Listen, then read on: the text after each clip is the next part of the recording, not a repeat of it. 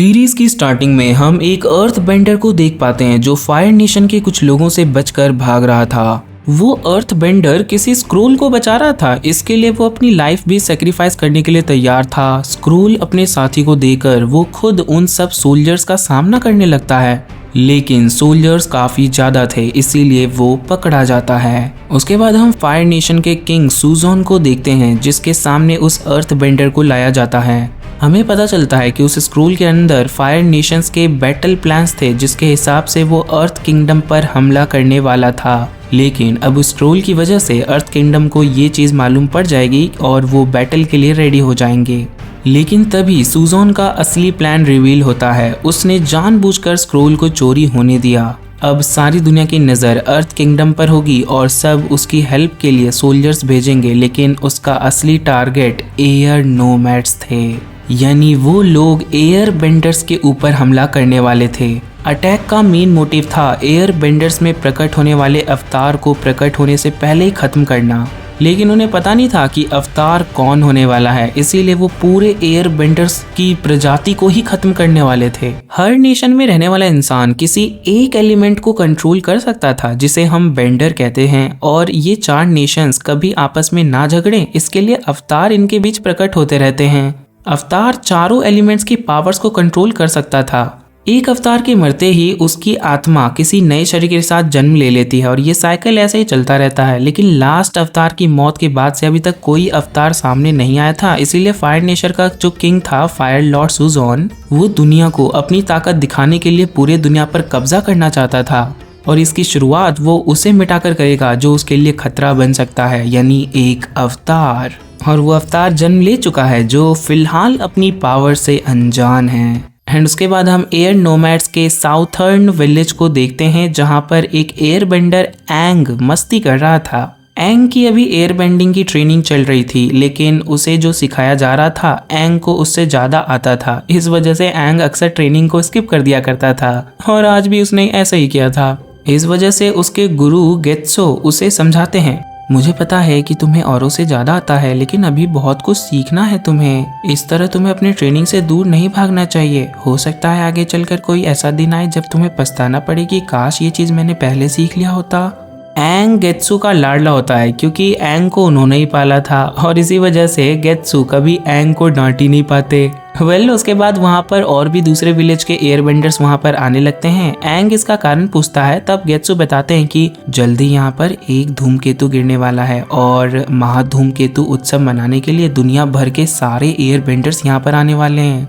उसके बाद एंग वहाँ से चला जाता है और एक आदमी आकर गेत्सू को अपने साथ ले जाता है। उसके बाद हम विलेज के बड़े लोगों को देखते हैं जो बात कर रहे थे। अब वक्त आ चुका है कि एंग को बता दिया जाए वो एक अवतार है और उसकी बाकी ट्रेनिंग के लिए उसे जल्द से जल्द दूसरे किंगडम्स में भेजा जाए। लेकिन गेत्सू ऐसा नहीं चाहते थे। वो कहते हैं कि एंग तो अभी एक 12 साल का बच्चा है, उसे अभी बहुत कुछ सीखना है, इस तरह हम उस पर जिम्मेदारियां नहीं डाल सकते। लेकिन सारे लोग कहते हैं हमारे पास इसके अलावा और कोई रास्ता नहीं है। फायर नेशन अर्थ किंगडम पर अटैक करने वाला है और जल्दी हम पर भी हमला होगा। दुनिया को अवतार की जरूरत है एंड हम और देर नहीं कर सकते। उसकी बात मान उसी रात गेत्सो एंग को पिछले अवतार के स्टैचू के पास लेकर जाते हैं और एंग को बता देते हैं कि वो एक अवतार है और उसे अपनी बाकी एलिमेंट्स की ट्रेनिंग के लिए जल्द ही दूसरी जगह भेजा जाएगा।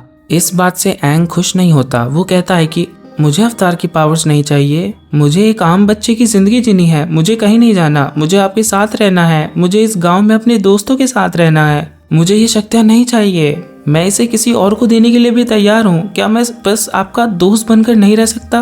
गेत्सू ये सुन गेत्सू कहते हैं, तुम मेरे दोस्त हो एंग, हमेशा मेरे दोस्त रहोगे। फिर एंग उन्हें हग कर लेता है और हम दोनों के बीच की बॉन्डिंग को देख पाते हैं। एंड उसके बाद रात में एंग को इन सभी बातों की वजह से नींद नहीं आ रही थी, इसीलिए वो अपने दोस्त आप्पा के साथ सैर करने चला जाता है। आप्पा एक उड़ने वाला भैंसा था और उसके विलेज से जाते ही वहां पर फायर नेशन हमला कर देते हैं। सारे लोगों को ये बात मालूम पड़ जाती है, लेकिन कोई भी इस हमले के लिए तैयार नहीं था। इस वजह से फायर लॉर्ड सुजोन एक एक करके सबको मार देता है और अंत में वो गेत्सू को भी खोज कर मार देता है। इस बात से बेखबर एंग एक समुद्री तूफान में फंस चुका था और एक बड़ी लहर के चपेट में आकर वो डूबने लगता है।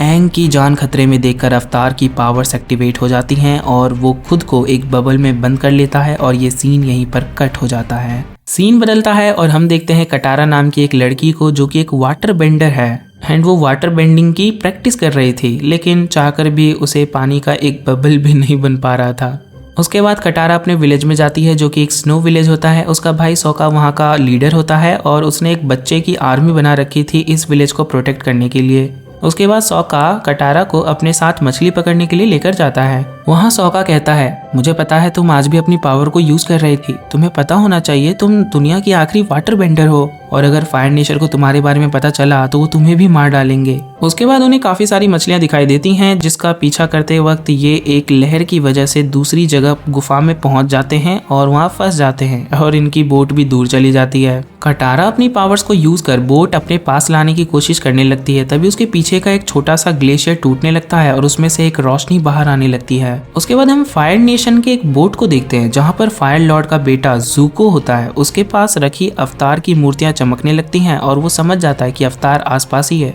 बाहर आकर उस जगह को वो देख लेता है। उस रोशनी से एंग बाहर आता है जिसे वो लोग अपने विलेज में ले आते हैं एंड यहाँ पर उनकी दादी उसके टैटूज को देखकर बताती है कि ये एक एयरबेंडर है। ये सुन सारे लोग काफी हैरान होते हैं क्योंकि दुनिया के सारे एयरबेंडर्स को तो फायर नेशन ने कब का मार दिया था।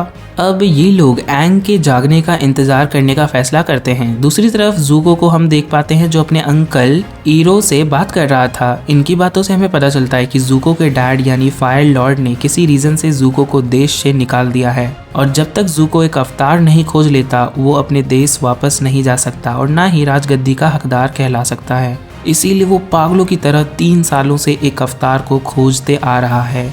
उसके बाद हम एंग को देखते हैं जिसे होश आ चुका था और वो बाहर आकर दूसरी जगह को देखकर काफी हैरान होता है। वो खेलते हुए बच्चों के पास जाता है जहाँ सोका सबको वार्न करने लगता है, इससे बच के रहना, ये हमारे लिए खतरा हो सकता है। एंग कहता है, मैं कोई दुश्मन नहीं हूँ। फिर एंग चारों तरफ देखता है तो उसे अपने लोग नहीं दिखाई पड़ते जिससे वो काफी हैरान होता है और फिर वो अपने आपा को आवाज लगाने लगता है और चारों तरफ उड़ते हुए उसे खोजता है। उसे देखकर सबको यकीन हो जाता है कि वो दुनिया का आखिरी बचा हुआ एयरबेंडर है। उसके बाद वहाँ पर एंग की आवाज़ सुनकर आपा भी आ जाता है और वो भी सही सलामत होता है। उसके बाद हम देखते हैं एंग उन्हें अपने बारे में सब कुछ बता देता है कि मैं धूमकेतु वाले दिन पानी में डूब गया था। उसकी बात सुन वहाँ की लीडर कहती है, जिस धूमकेतु की बात कर रहे हो वो आज से 100 साल पहले गिरा था और उसी दिन फायर नेशन ने तभी एयरबेंडर्स को मार दिया, लेकिन इसके बाद भी अवतार सामने नहीं आया और अभी भी अवतार कहीं गायब है। तुम शायद 100 सालों से बर्फ में जमे हुए थे इसीलिए तुम्हें कुछ भी पता नहीं चला।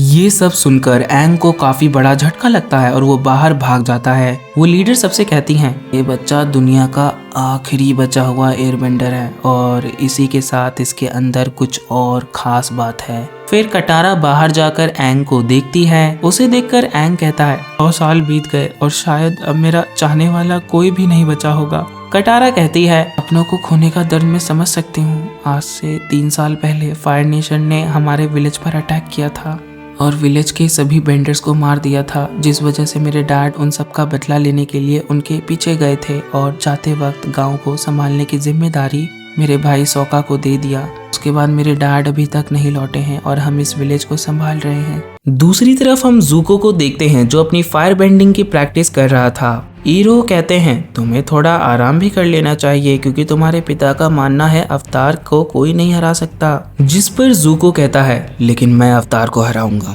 फिर हम कटारा को देखते हैं जो अभी उसी जगह पर आकर वाटर बेंडिंग की प्रैक्टिस करने लगती है। जो देख एंग काफी खुश होता है कि कटारा एक वाटर बेंडर है। फिर एंग कहता है, मेरे गुरु गेत्सु ने कहा था बेंडिंग करने के लिए हमें अपनी शरीर की ऊर्जा को आसपास की ऊर्जा के साथ संतुलित करना होता है। और ये बोलते हुए वो एयर बेंडिंग करता है। उसकी बात को ध्यान में रखकर कटारा भी वाटर बेंडिंग करने लगती है और इस बार वो एक वाटर बॉल बना लेती है।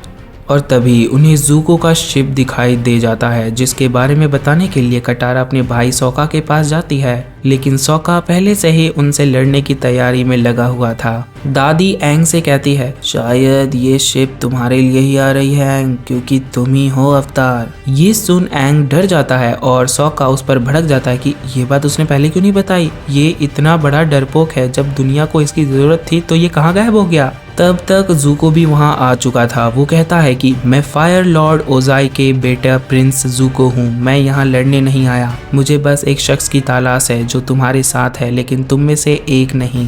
उसे हमारे हवाले कर दो, हम वापस चले जाएंगे। फिर सौका बाहर आकर कहता है, मैं इस विलेज का लीडर हूँ और विलेज के बाकी लोगों की सहमति से मैं तुम्हें यहाँ से किसी को नहीं ले जाने दे सकता। फिर एक लीडर होने के नाते तुम्हें यहाँ पर लड़ने की चुनौती भी देता हूँ। ये सुन ज़ूको उससे लड़ने के लिए तैयार हो जाता है और उसके पास फायर बेंडर था और सौका के पास कोई भी पावर नहीं थी, इसीलिए ज़ूको बड़ी आसानी से उसे हरा देता है। लेकिन तभी एंग बाहर आता है और अपनी एयर की पावर से सब पर अटैक करने लगता है। विलेज के बच्चे भी उस पर स्नोबॉल से अटैक करने लगते हैं। ये सब देखकर ज़ूको गुस्सा हो जाता है और कहता है कि इस पूरे विलेज को जला दो। ये सुन एंग उसे रुकने के लिए कहता है। एंग कहता है, तुम्हें जिसकी तलाश है वो मैं ही हूँ, इस विलेज को कुछ मत करना, मैं तुम्हारे साथ चलने के लिए रेडी हूँ। उसके बाद एंग सौका को थैंक्स कहता है कि तुम बहुत बहादुर हो और आज से पहले मेरे लिए किसी ने नहीं लड़ा। फिर एंग उसके साथ चला जाता है। उसके जाते ही सौका अपने एक दोस्त को विलेज का लीडर बना देता है और कटारा को अपने साथ लेकर एंग को बचाने के लिए निकल पड़ता है। दूसरी तरफ एंग को एक जेल में रखा जाता है जिससे मिलने के लिए ईरो आते हैं। हीरो कहते हैं, मुझे कभी नहीं लगा था कि मेरी मुलाकात आपसे यहाँ होगी, मैं फायर लॉर्ड अजुलोन का बेटा इरॉन हूँ। उन्हें देखकर एंग कहता है, मैं आपसे एक सवाल पूछना चाहता हूँ, आखिर फायर नेशन ने ये युद्ध क्यों शुरू की? तब हीरो कहते हैं, क्योंकि लोगों का मानना था आग की तरफ फैलना और दूसरों को खाक करना ये हमारी प्रकृति है और हमारे ही राज में शांति बनी रह सकती है, इसीलिए शांति और एकता के लिए फायर नेशन ने युद्ध की शुरुआत की। इस पर एंग कहता है, लेकिन दूसरों को मारने से कैसी शांति मिलने वाली है? हीरो कहते हैं, मैं आपकी भावनाओं को समझता हूँ, लेकिन अब हमारे लिए ये मायने नहीं रखता कि इस युद्ध की शुरुआत कैसे हुई, बस मायने रखती है तो इसका अंत जो अवतार को मार कर ही होगा। एंग कहता है, क्या आपका भी यही मानना है? इसका जवाब देने के बजाय हीरो कहते हैं, अब मुझे जाना होगा, लेकिन आगे चलकर हमारे बीच काफ़ी अच्छी बातें होने वाली हैं। एंड हीरो के जाते ही एंग अपनी पावर से गार्ड के पास से चाबियां ले लेता है और बाहर आकर भागने लगता है। छुपते छुपाते ज़ूको के कमरे में वो पहुंच जाता है, जहां से अवतार पर लिखी एक किताब वो अपने पास रख लेता है और उसके बाद वो डेक पर आकर वहां से जाने ही वाला था कि ज़ूको उसे देख लेता है। एंग उड़कर वहां से जाने लगता है, लेकिन ज़ूको उस पर फायर बॉल से अटैक करता है, जिस वजह से वो नीचे गिरने लगता है। लेकिन तब भी वहां पर आपा पर सवार होकर कटारा और सौका आ जाते हैं, जो एंग को बचा लेते हैं। अब वो लोग यहाँ से भागने लगते हैं और ज़ूको उन पर फिर से एक बार अटैक करता है, लेकिन इस बार कटारा वाटर बॉल बनाकर सबको बचा लेती है और ये भी नहीं पता कि उसने ये किया कैसे आखिर।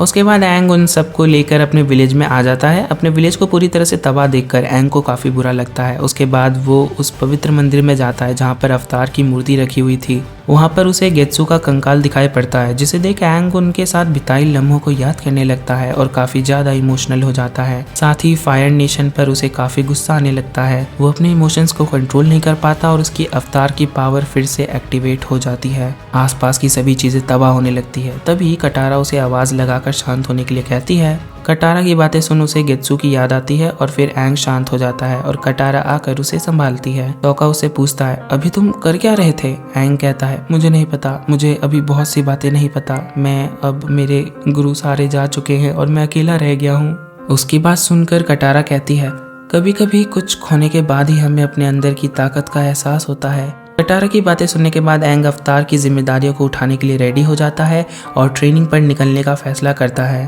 और इसी के साथ ये एपिसोड यहीं खत्म हो जाता है। अगर आपको ये एक्सप्लेनेशन पसंद आया तो हमें कमेंट करके बताओ कि इसका एपिसोड 2 चाहिए, एंड नहीं बताओगे तो नहीं लाएंगे हम, ऑब्वियस सी बात है, लेकिन चाहिए तो बताना।